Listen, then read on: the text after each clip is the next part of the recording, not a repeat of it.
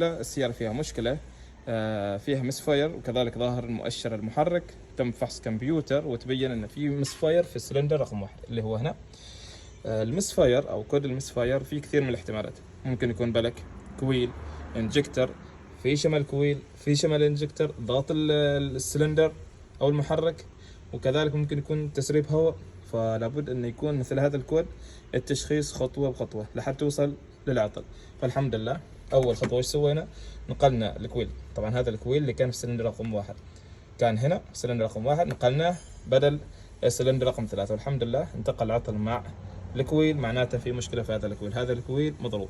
فالحمد لله ان شاء الله راح نستبدل الكويل واموره طيبة.